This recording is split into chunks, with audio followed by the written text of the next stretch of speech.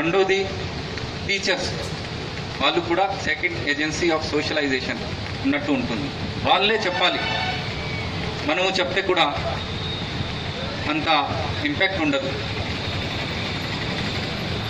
మనము స్కూల్స్లోకి వెళ్తున్నప్పుడు చూస్తూ ఉంటాము, క్లాసెస్లో మన బాబాసాహెబ్ గారు ఫోటోలు ఉంటాయి.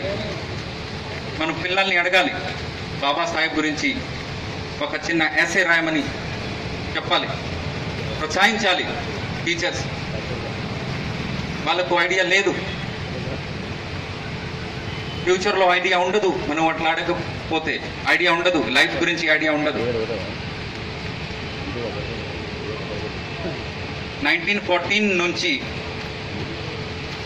1917 వరకు 3 years 11.5 sterling per month scholarship వచ్చేది. దాన్ని ఆయన న్యూయార్క్లో ఫస్ట్ కొలంబియా యూనివర్సిటీలో, తర్వాత లండన్ స్కూల్ ఆఫ్ ఎకనామిక్స్లో ఉపయోగించుకున్నారు. కానీ ఆ 3 years కాంట్రాక్ట్ అయిన తర్వాత ఆయన దగ్గర డబ్బులు లేవు. అయినప్పటికీ కూడా ఆయన డిసైడ్ చేసుకున్నారు, ఈ స్టడీ నేను పూర్తిగా చేయాలి అని. చాలా ఫాలోఅప్ చేసినారు. ఫాలోఅప్ చేస్తే ఆ 1917లో రిటైర్ వచ్చేశారు. డబ్బు అయిపోయింది, లేదు, స్కాలర్షిప్ ప్రోగ్రామ్ అయిపోయింది. ఒక షిప్లో ఈయన వచ్చారు, ఇంకొక షిప్లో ఈయనకి ఉన్నటువంటి బుక్స్ అన్నీ, ఆ బుక్స్ కూడా వస్తున్నాయి. కానీ మధ్యలో ఒక జర్మన్, అది బుక్స్, హండ్రెడ్స్ ఆఫ్ బుక్స్ ఆయన చదివేవారు. అయినప్పటికీ కూడా మళ్ళీ 1921 అంటే 4 years తర్వాత మళ్ళీ అక్కడ పోయి ఆ పిహెచ్డి కంప్లీట్ చేసేసారు. మీరు చూడండి, అంత గొప్ప వ్యక్తి. ఇలాంటి వ్యక్తిని మనము ప్రతి ఒక్క వర్గం, ప్రతి ఒక్క సెక్షన్ ఆఫ్ సొసైటీ, అంటే నాకు పర్సనల్గా నేను మాట్లాడినట్లయితే నాకు he's one of the most important పర్సనాలిటీగా ఉన్నారు, రోల్ మోడల్గా ఉన్నారు. అలాంటి కాలంలో కూడా ఈయన అందుతున్నప్పుడు మనము ఇండియన్ పొలిటికల్ హిస్టరీ గురించి చదువుతున్నప్పుడు, ఎందుకంటే నేను బీటెక్ ఎలక్ట్రానిక్స్, నాకు హిస్టరీ గురించి కానీ సోషల్ సైన్స్ గురించి కానీ కాన్స్టిట్యూషన్ గురించి ఐడియా లేదు అప్పుడు, ఎందుకంటే ఇంజనీరింగ్ స్టూడెంట్స్కి అలాంటి ఐడియాస్ ఉండవు. కానీ డిగ్రీ కంప్లీట్ అయినాక నేను సివిల్ సర్వీస్ క్లియర్ చేయాలి అని నాకు ఉంటే, పంజాబ్లో నేను ఇవన్నీ బుక్స్ తీసుకువస్తే అది చదివితే first personality, India's number 1 personality మన డాక్టర్ బాబాసాహెబ్ అంబేద్కర్ గారు. ఆయన గురించి చదవడం జరిగింది.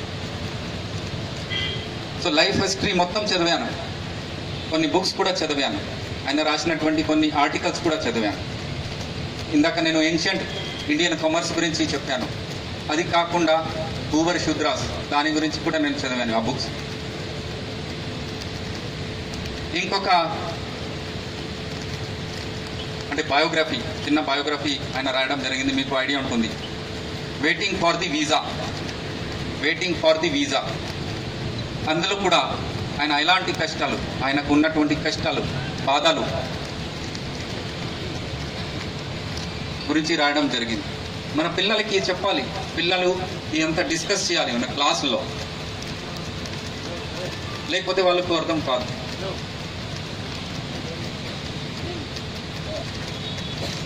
కానీ అది మనము దానిపైన ఫోకస్ చేయట్లేదు.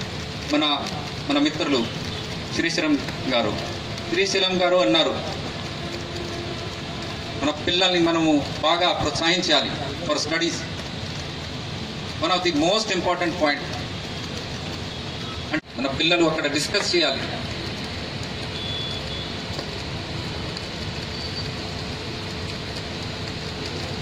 ఇప్పుడు ఆయనకి ఉన్నటువంటి ఆ పొలిటిక్స్ గురించి మాట్లాడినట్టు అయితే, అంటే ఏ స్థాయి నుంచి, రత్నగిరి జిల్లా నుంచి, అంబావాడికర్ విలేజ్ నుంచి వచ్చి మళ్ళీ ఎన్నో బుక్స్ చదువుతూ, ఎన్నో degrees and PhDs not only 1 PhD, 2 PhD అయితే నాకు ఐడియా ఉంది, మోర్ దెన్ 2 కూడా కావచ్చు.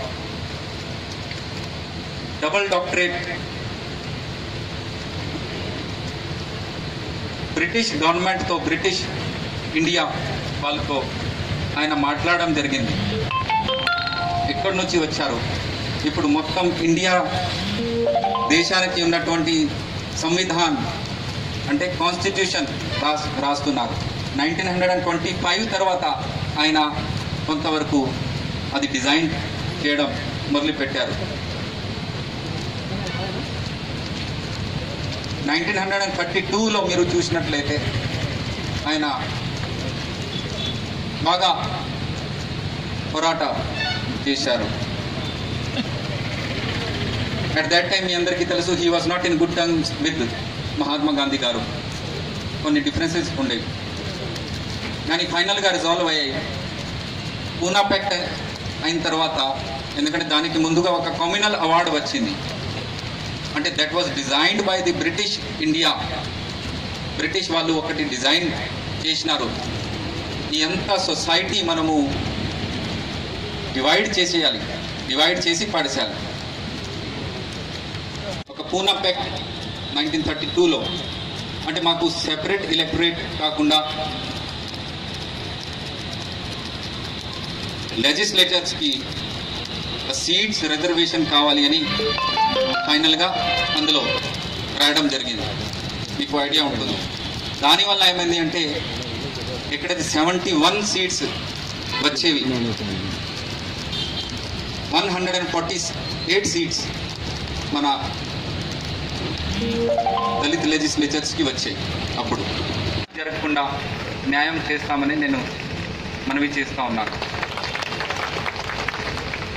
ఇంతకుముందు మన మిత్రులు అన్నారు, ట్రూ కేస్ అంటే ట్రూ కేసు చెప్పాలి, ఫాల్స్ కేసు ఉంటే ఫాల్స్ కేసు చెప్పాలి. కొన్ని కేసెస్ గురించి ఆయన చెప్పినారు, అవి కూడా ఖచ్చితంగా చూద్దాము. ఇక్కడ ఒక పద్ధతి కూడా ఉంది. ప్రతి కేసుకి ఒకవేళ ఫాల్స్ కింద రెఫర్ అయితే కన్సర్న్డ్ ఎస్పీ గారు పోతుంది. ఎస్పీ గారు మళ్ళీ డిఐజీ గారి వరకు కూడా పంపిస్తూ ఉన్నారు. ఒకవేళ కొన్ని సెన్సిటివ్ కేసెస్లో ఇన్వెస్టిగేటింగ్ ఆఫీసర్ కూడా చేంజ్ చేయడానికి ఒక పద్ధతి ఉంది. ఆ పద్ధతి కూడా ఫాలో చేద్దాము.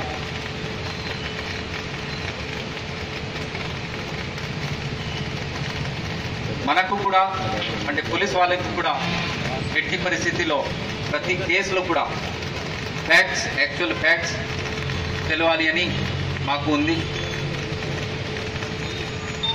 అది తెలవాలి కూడా, దానిపైన యాక్షన్ ఉంటుంది.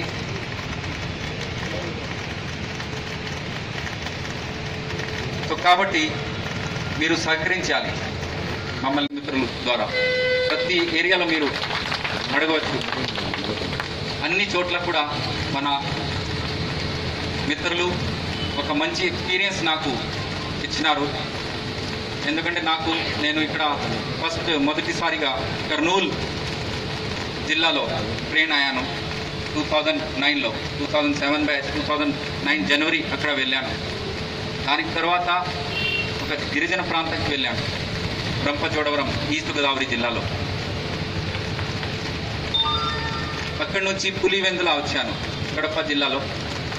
అక్కడి నుంచి మళ్ళీ ఇక్కడ కరీంనగర్ జిల్లా అడిషనల్ ఎస్పీ ఆపరేషన్గా చేశాను. అడిషనల్ ఎస్పీ ఆపరేషన్ చాలా లో ప్రొఫైల్ జాబ్ ఉంటుంది కాబట్టి అందరికీ తెలియ ఉండదు. సో 9 months నేను కరీంనగర్ జిల్లా ఓఎస్డీగా చేసినాను.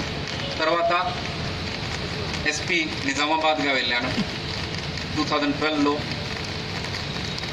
అక్కడ ఉన్నాను 12, 13 అక్కడ ఉన్నాను. 13, 14 మళ్ళీ ఎస్పీ విశాఖపట్నం రూరల్గా చేసినాను.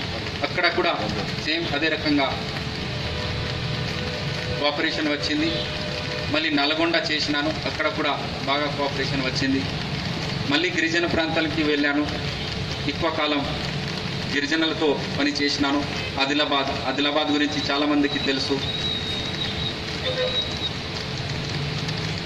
మళ్ళీ ఇక్కడికి వచ్చినాను.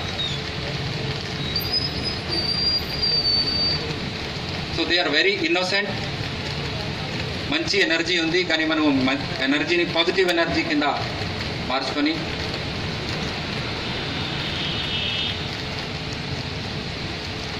ముందుకి తీసుకువెళ్ళాలి అని నేను భావిస్తూ ఉన్నాను. స్టడీ సర్కిల్ వస్తే ఫస్ట్ క్లాస్ నేనే తీసుకోవాలి అని నాకు ఉంది. నేను ఖచ్చితంగా తీసుకుంటాను అని చెప్తూ